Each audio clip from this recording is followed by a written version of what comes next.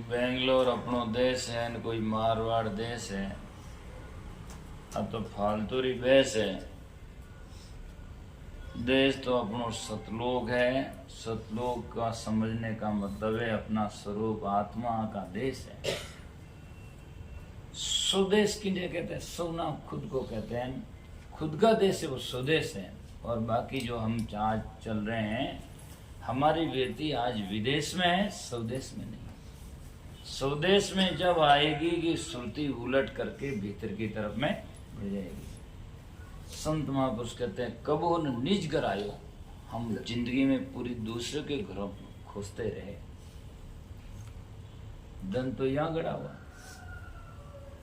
और दूसरा ने हमारे, तो कभी भी शांति मिल नहीं सकती।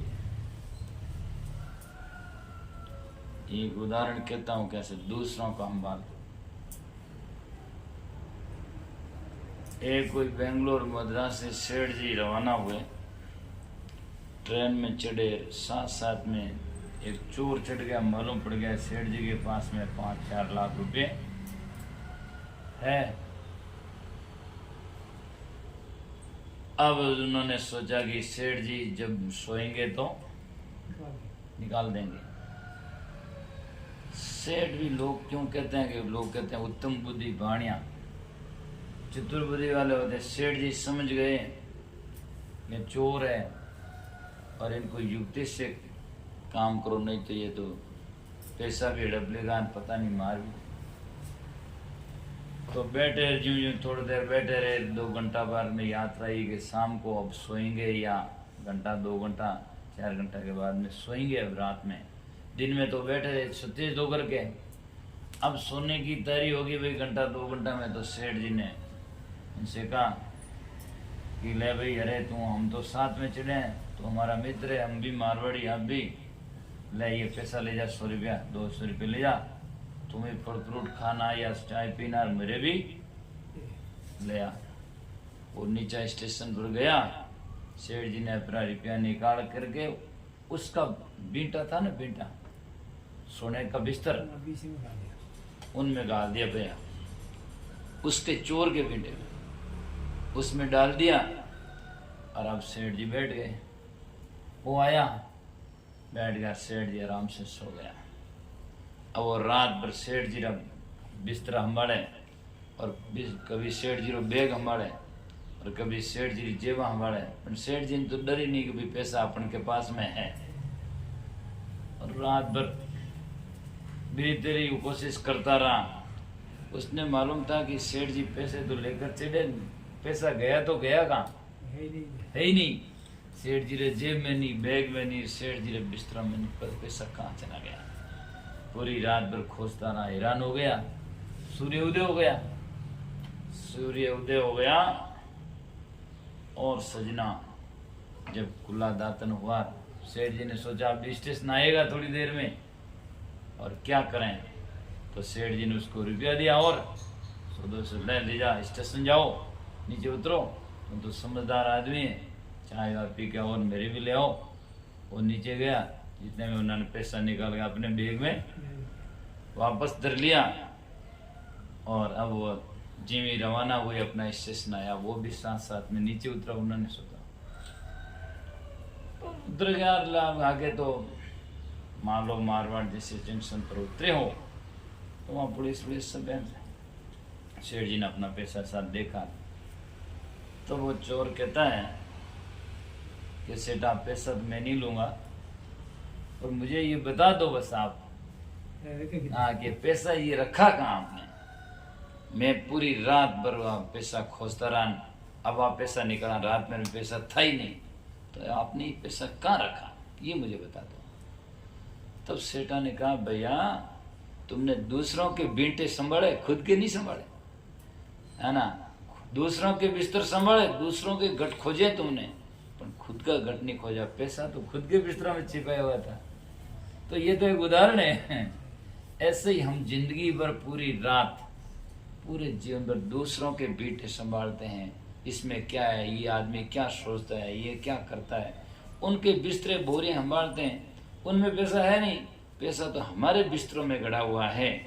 तो हमारा बेटा संभाले तो हमारे धन मिल सकता है। तो ये उदाहरण है समझाने का। तो हम जिंदगी में दूसरों की बातें देखते रहते हैं, दूसरों का घर संभालते रहते हैं, दूसरों का दिल संभालते रहते हैं, जिससे मिलेगा नहीं। जिस दिन आप उलट करके अपने बेटे, अपने बोरियां बिस्तर, अपना दिल खोजना शुरू कर दोगे, उसी दिन आपका ये जीवन कल्याण हो जाएगा, आप सुखी बन जाएंगे। तो ये चालू हंसा उन देश में यहाँ नहीं रहना तुम्हारा, ये तो सब दूसरा स्वदेश नहीं है, ये विदेश है। और विदेश में कोई हमें रोकेगा नहीं। 1 दिन 2 दिन आखिर हमें स्वदेश लौटना पड़ेगा। दूसरों के घर में कितने दिन रहोगे, कौन रखेगा? कुछ नहीं। इसीलिए संत महात्मा कहते हैं बाकी नदियां विष भरी, ये संसार तो जहर से भरा हुआ नदियां बह रही है ना, इसीलिए उसमें डूबते हैं।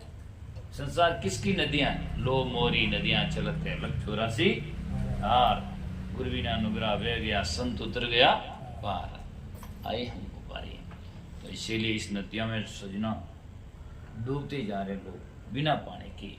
तो ये संसार ऐसा मोह की नदियां भारी, जमे बेगो कई कई भारी और गयो गुलिंदा खातो। अरे मारे गुरु बचनारो ना तो भले करी गुरुदाता। अब गुरु ने कृपा कर दी, इसलिए मैं इस मोह की नदियां से किनारा ले लिया और अब जा करके मैं निश्चिंत हो गया। बांका धर्म इन जगत का, संसार का तो धर्म, संसार का नियम, संसार के रूल से तो बांका टेढ़ा है, अर्थात मोह का है, दुखों का है। आज बेंगलोर में जो खोजो, मद्रास में खोजो, कहीं भी जान खोजो, लोकांतर में सब गन जान बैठो जो समस्याओं अलावा की हिज को नहीं, यूं को नहीं। कोई रे घरी समस्या, परिवारी समस्या, कोई रे दुखों री समस्या, कोई रे शरीरी समस्या, कोई रे रुपया समस्या बिना खाली कोई नहीं है। समस्या तो मन से ही समझ में निवारण हो सकता, बाकी कोई समस्या का हल होने का विधान और सिद्धांत है ही नहीं। और आपकी बात नहीं, संतों की भेषधारियों की बात पूछ लो, विवेक नहीं हो तो वहां की समस्या खाली थोड़ी है, बड़ी समस्या बड़ी ढिगलो ढिगलो ढेर सारी। और ज्ञान होगा तो समस्या का सर निवारण हो सकता, बल्कि कहीं भी नहीं हो सकता है। तो ज्ञान समझना चाहिए। तो क्या कोटि कोटि हंसा हम तुम्हें कही और माने नहीं कोई, और सुरनर मुनि माने नहीं ये बड़े कालमुख जाई, कया भेद समझाई।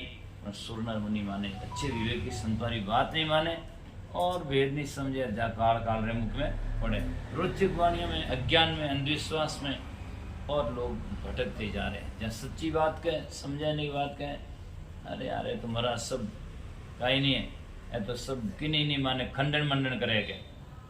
और जो जाकर के सजना नहीं है और उसको लाकर बिना मतलब ही फटके आप बात बढ़िया कहे, उसका कोई अर्थ है नहीं। तो इसीलिए संसार सही है। तो करके मन भर बाता मैं कही, माने नहीं कोई, और झूठा शुक्र कारणे हंसा गया दुलाई। झूठा सुख है जो हमेशा नहीं है, उसे झूठा सुख कहते हैं। रुपये का, पैसा का, पुत्रों का, परिवार का, लोकांतर का झूठा सुख है जो है ही नहीं। जैसे कांच में स्वरूप दिखे, उसको लेने की कोशिश करे, मिलने की कोशिश करे, फोड़ने की कोशिश करे, तोड़ने की कोशिश करे, और चाहे उसे मोह जोड़ने की कोशिश करे, सब झूठ है। क्योंकि कांच में है ही नहीं, तो उन्हें चाहे मोह जोड़ो तो झूठ है, फोड़ने चाहो तो झूठ है, और उन्हें राग द्वेष करो तो झूठ है, वो तो है ही तो नहीं। तो उसे करना सब व्यर्थ झूठ है, इसी संसार में करना झूठ है। तो इसीलिए सदगुरु अगर पठाविया अगर, और सदगुरु अगर पठाविया और क्या भेद समझाई, के कबीर सा धर्मीदास ने अगर शब्द ली उलाई। अगर कहते हैं सुगंधी, सुगंधी का मतलब होता है अच्छे लक्षण। अच्छे लक्षणों से हम श्रुति लगाओ और भक्ति भजन करो। तो सजना इस प्रवास की यात्रा की आज वैसे लास्ट कार्यक्रम भी है, शाम को तो कोई पक्का तय है नहीं, और जो आएंगे और मिलेंगे तो बैठ सकेंगे, ऐसी कोई बात नहीं है। बल्कि सुबह हमारी गाड़ी वापस यात्रा में, तो अब विराम देने की तैयारी में है।